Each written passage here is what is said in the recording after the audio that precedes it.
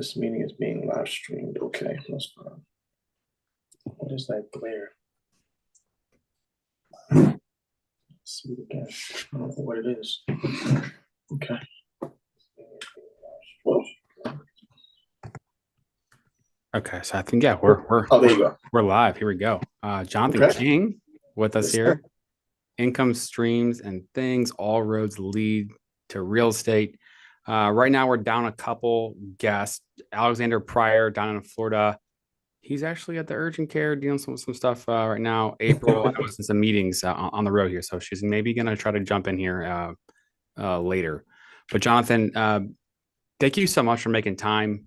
You and I have known each other for a while now, and Years now. yeah, and the background that you have behind you. Let's just kick it off. What's the project that you're working on right now? Yeah, this is a 3-row home development in Baltimore City. So this was brought to me by a friend in the real estate game, maybe January 2024, and they know I'm a consultant. So they came to me with this land, and they say, "What can you do with it?" You know, it was proposed for a single family lot, and as a developer, you do your research, you do your, go to the city, you figure out what's your, what's the capabilities of this lot, and come to find out I can build 3-row homes on this lot that we thought we can only build a single family row home on. So that's what you see behind me. I'm in the development process. So I just finished up some renderings and currently getting ready to submit it to the local civic league, and just got the approval from the city, the local city on their end. But the civic league is a big part of development. If you don't know, getting their buy-in on the local side in communities is very important with new development. Okay, I want to dig into all that, but just high level wise, right? Mm-hmm. So you're in with a group of people on this project, or did you acquire it outright, or what was the first steps that you went through?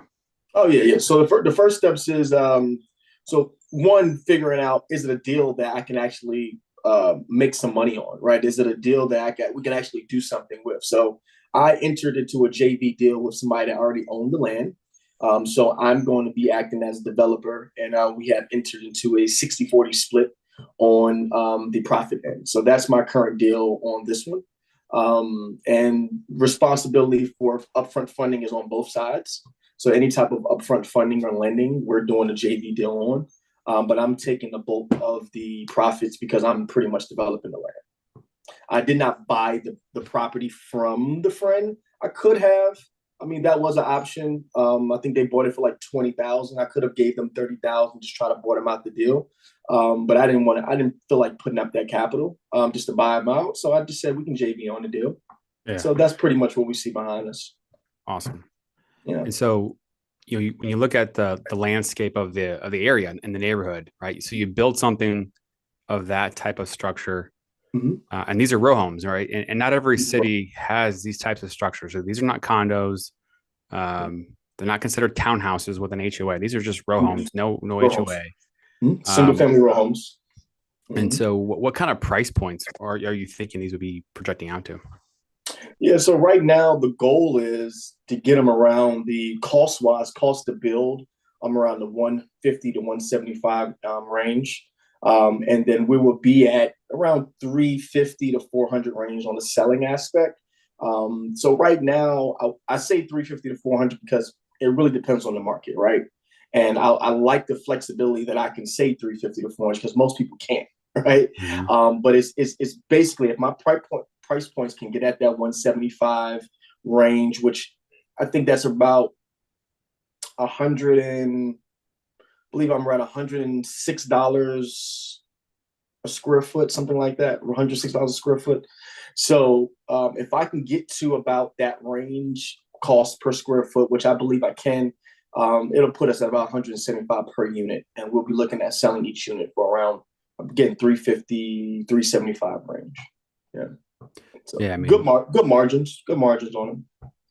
Well, yeah. And, you have interest and carry costs and unforeseen things and like just exactly all kinds of things that come into play when you're marketing and realtors and closing costs. I Exactly. mean, there's all these things that come into play. Yeah, it's Um, definitely not 175 minus 350 for right. anybody. For anybody that's listening, it's not like Yeah. I'm clearing that, but you do have lending side, you do have hard money costs that's associated, 10% of your loan costs. So you do have that you need to calculate in there. You do have some holding costs, you do have some marketing, that's not included in there, but it's still, still a good project for new construction. My goal is to be at least 100K a door, if not more, when I'm doing these new builds. So in the landscape of real estate, whether it be buying a rental, buying a regular house, doing a fix and flip, buying multifamily, Mm-hmm. the whole landscape of real estate, the biggest question that I see come up is just, okay, how much money do I need? And or where do I get the capital to be able to make the deal work? And then also is the deal good enough? Is the juice worth the squeeze? So going into this process, what advice or what type of tools or expectations would you have in terms of just capital needed to be able to make a project like this work? Wow. I mean, development costs. Yeah, I mean, we have to be very upfront.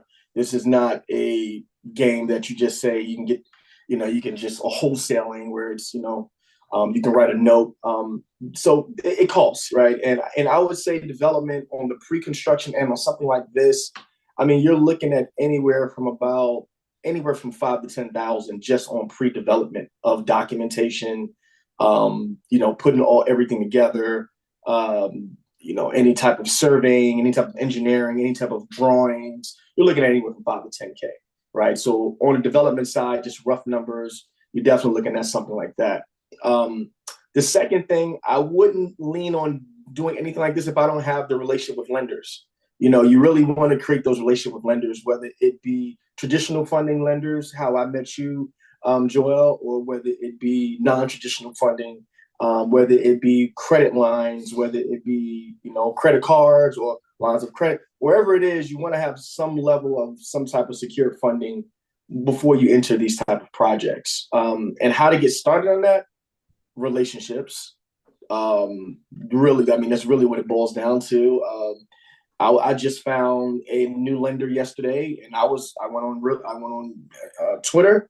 I typed in Baltimore lending, right, and I found a group, and I went into this group, and they had surprisingly they had a event or like a seminar coming up yesterday. I logged in, and I sent it to a friend, and when I logged in, it was only me, my friend, and three lenders. We created a personal relationship with a lender based off of a link that I found on Twitter. So a lot of this stuff is out there. Is more about how we're using the resources that we have to get started. So I would say create relations with lenders, and definitely if you want to do something like you see here in my backdrop, just know it's going to probably cost you at least $5,000 to $10,000 to kind of get something like that started. So the construction lending part of it, right? I mean, that ends up being part of the game to be able to get the ground running. Like when you get everything approved, everything going, you're going to have to be able to get construction lending to be able to do the project, right? Absolutely. So what's one tip or one piece of information that you would give to somebody on that part of it if somebody want to go down that road? Start before you need the money. That's one of the key things, right? Don't go through the whole process and then I say, okay, I'm ready for money, and then you're gonna take time to go find the money. Start looking for the money. Start building those relationships early in the process. Credit. I mean, I have business lines of credit and I have personal lines of credit. I mean, at least try to maintain that 680 credit score range. Try to maintain at minimum that. And if you don't have partners, right? Because real estate does come up and down, as far as if you're lending personal. So if you don't, make sure you have partners that have that you can lean on, that you can do deals with as well. So the credit, what else would I would say? I would say that that's the only thing for me right now. I would say that stands out.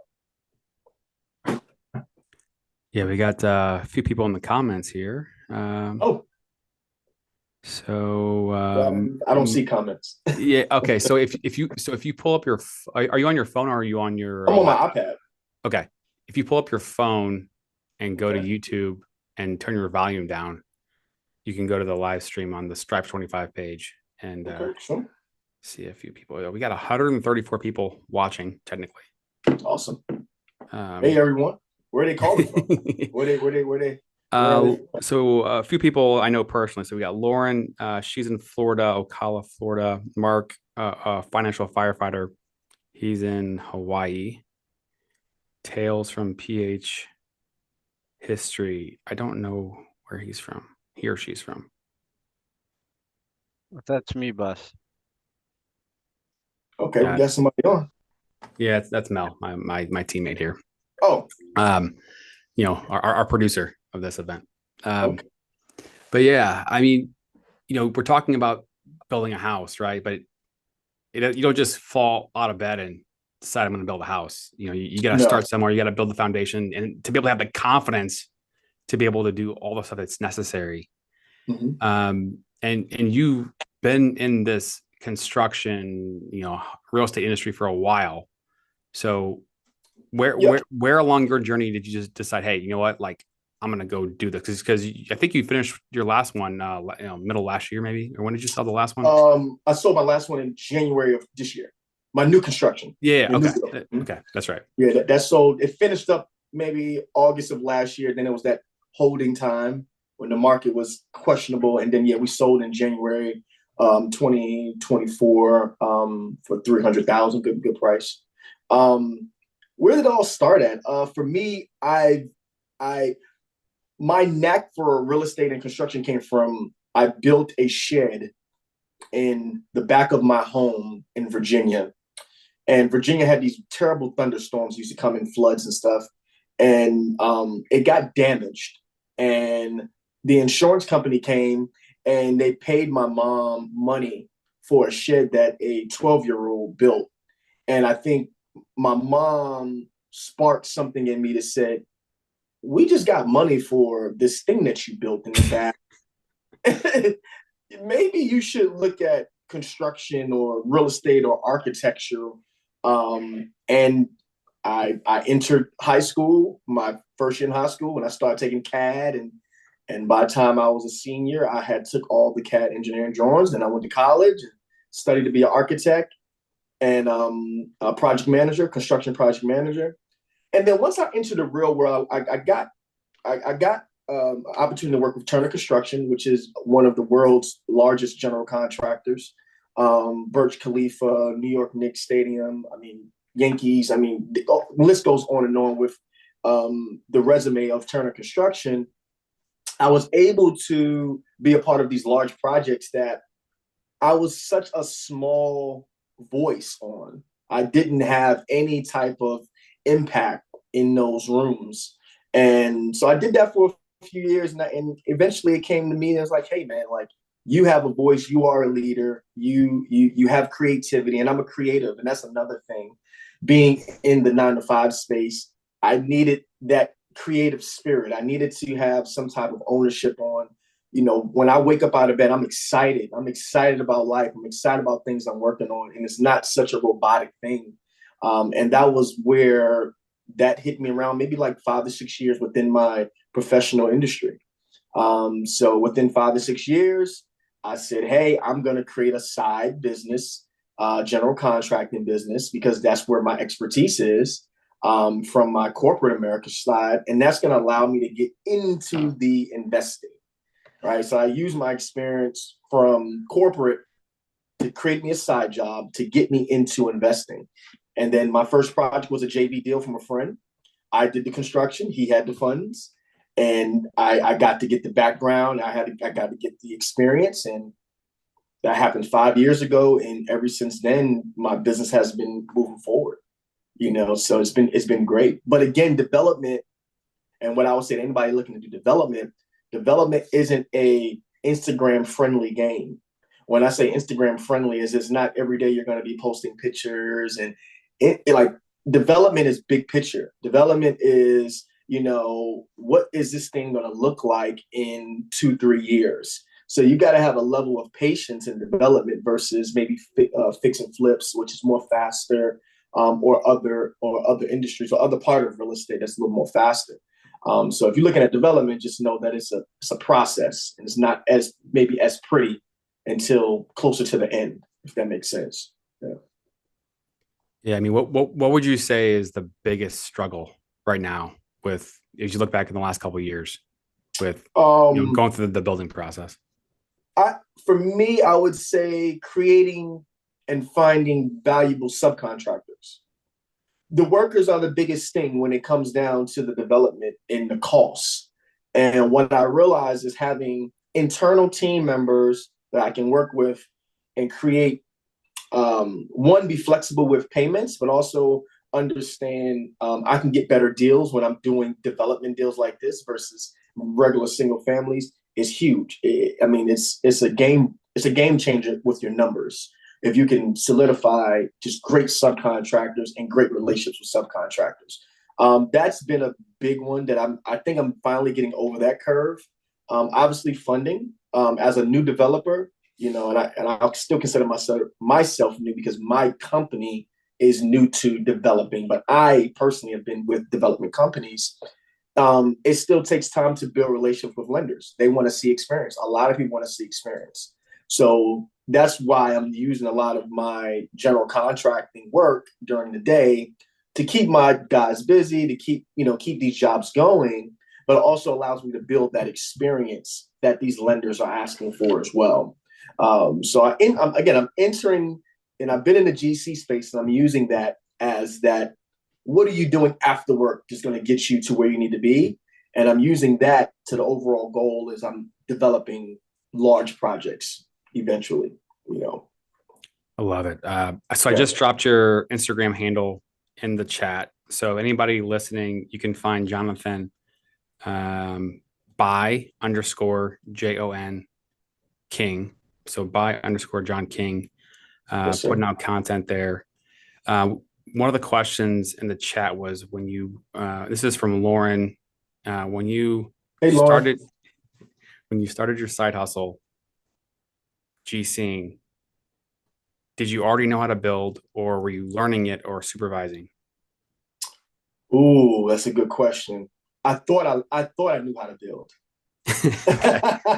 Okay. Okay. So, residential, my experience came from commercial. I'm entering residential, right? So one is completely different. Commercial side is a lot of bigger projects, bigger teams. You don't necessarily have to know every single part of construction when you're technically on the commercial side. If you're a project manager, you're responsible for making sure the projects are pushed along. You don't necessarily have to know, how does the electrical wiring go? Like you don't know those, you don't have to necessarily know those details. You're more so high level. When I got into the residential side, I needed to know every single piece because when these people are coming out and they're quoting me, I need to understand how many hours will it actually take to do this work for them to say if they're going to charge me $10,000 and they say this work takes an hour, I know immediately this is not right. But if I don't know the scope, in which I didn't, that's where the issues came in because I was like, oh, I didn't really know. So no, I didn't know. I had an idea. I knew how to run projects. I was a project manager. I was a superintendent, so I knew how to run projects. I knew how to communicate. I knew how to get people excited. I had those qualities, those leadership qualities, but I still lack the expertise on the everyday things of building, right? I didn't have all those details. And to be honest with you, you never know everything about building because everything is always changing, to be honest with you. Codes are always changing. When you're building in different areas, they change. It just varies. But to answer your question, Lauren, I knew I had an idea of building. I mean, my first project with Turner was $300 million building. So I was around big projects. So I had an idea of the foundation go first and the framing and then the siding and then the roof. So I had rough ideas, but I didn't have the level of expertise that I have once I started, once I got in there and once I failed or learned from hands-on, it was, totally different than what I thought I knew. So the part of the process where you're talking about the hours. Okay, so you get a quote for 10 hours, but needing to know exactly how many hours it's going to take to do that job. I mean, how do you is it just be there nonstop and just like be around the project nonstop to be able to figure out like all those details? Because I mean, how do you learn more about that? How do you get more visibility for all that stuff along the way? Historical data, and then working with good contractors. So if Okay. you contact, like for instance, I have a great HVAC contractor in Baltimore. He goes in, he knocks out my projects. He can put a whole rough-in a house in 2 days. So if I know a contractor that's telling me it's going to take me 2 weeks, then I know that it's something automatically a little bit off there. Like, why will it take me 2 weeks? So I want you to break down and explain to me why will it take me 2 weeks, whether it's manpower, whether it's X, Y, Z. So that's one thing, right? That's associated with the timing side of it. But then on the work side of it, it's kind of the same thing. It's like, cool, if my HVAC guy had 3 guys working in this house for 2 days, and they work for 10 hours a day, roughly 30 man hours a day, 60 man hours total, then that should roughly, those man hours should equate to what it would take for you to get a 2,000 square foot house done. So it's more so historical data that I kind of use. Every contractor is different though, because some contractors may be solo entrepreneurs. Some contractors may have, you know, 2 or 3 people that work with them. So that does vary, but that historical data definitely helps me when I'm comparing pricing, or people throw out a number and say, hey, it's going to be this price. And it's just like in commercial where you have to do a balance sheet, right? You have 3 contractors that's bidding on a project, and you do a balance sheet. You know, one contractor super low, one contractor super high. You have a balance using the historical data. So that's just something that I like to do. But yes, how do I get that historical data? It's talking to the contractors is one, being on site as much as you can, but also looking at when they start and stop. That helps me. Like, I have cameras in my house, so I can just look at the cameras and say, oh, okay, these guys started at 8 and they left at 5, right, for 2 days, like based off my cameras, right? Or I can say, okay, these other crew worked 2 hours straight, 2 days straight, you know, and they got the job done. But these other crew, I'm looking on camera and they're more relaxing. They're taking a conversation after every single. So I get to know what contracts I want to use now by using just the camera method, like just having the camera in the house. But I also get to understand the time frame that a lot of these things will require. And on the general contractor side, that's very important. Very, very important, actually, to know those things. Yeah. Okay, so we got, I think, 4 minutes here. You got to jump on to your next meeting. So, Yeah. Where are you from? Where I'm from. Where are you from? Yeah. I was born in Brooklyn, New York. I was raised in 757 Hampton Roads area, Okay. and I'm now in the Baltimore, D.C. area. Okay. So what's it like having that grasp on some of those different markets? You know, DC, Baltimore, and then also 757. Well, where I was born, my first place that I was born in, my brownstone sold for $3.2 million. Now, if I realized if my grandmother would have kept that property, that a lot of our legacy or life would have been a little bit different at this point. But what I realized about having that is it gives me that expertise of knowing how markets look before they're gentrified. I was living in Brooklyn before it's Brooklyn now. I'm now living and working in Baltimore before it can be the Baltimore that Brooklyn is now, right? So having those different expertise allows me to see things before they happen, right? So looking at this property, a normal person probably may just drive past the lot. With me, I've seen opportunity to do something bigger, right? Or even the initial person that bought me the lot, they said, hey, let's do a single family home, right? So me, I know in the city, we have the capabilities of doing row homes because I lived in Brooklyn, right? So being from these different areas, it does give you a little curve on if I was just in the 757 area, I probably wouldn't have known what row homes was, right? There's no row homes in the 757 area. So it just gives you that leverage to kind of understand different avenues and, how to approach different projects for sure. A lot and relationships, and a lot of relationships. And so the subdividing, you're going through what platform to help with that subdividing process? What's the organization? I'm sorry, Subdividing you're getting the approval through which Civic organization? League. The Civic Civic League. League. Yeah. Yeah, the Okay. Civic League. Yep. So So yeah, so go ahead. I'm sorry. go ahead. Yeah, I was just saying after the Civic League approval process, it kind of allows, just kind of allows us to go smoother through the development because they're gonna have to say if they like it or not. So you go meet with them in advance of that notice being put on that plot of land, they're not surprised. Awesome. Awesome. So last question for you. Mhm. What do you think rates are going to do this year, next year? What I think, who's gonna do? Rates. Um, oh man, that's a good question. I see rates dropping. Obviously, a lot of this is going to be pertaining to who our president's going to be too. But I see rates dropping. I don't know how much they're going to drop though. So I'm hoping by at least quarter, half. I don't know, and I don't know. But I'm hoping that's the case because we need more housing, or we need some new programs that offset a lot of these housing costs. Yeah. We need one or the other. That's a lot that I'm talking to the city of Baltimore about too. You say it's a dollar house, but these houses gonna cost a lot to build, and you want them to be affordable to some of your local buyers, and it's like it's not realistic. So we got to find some type of programs that offset these costs because the material's not going down.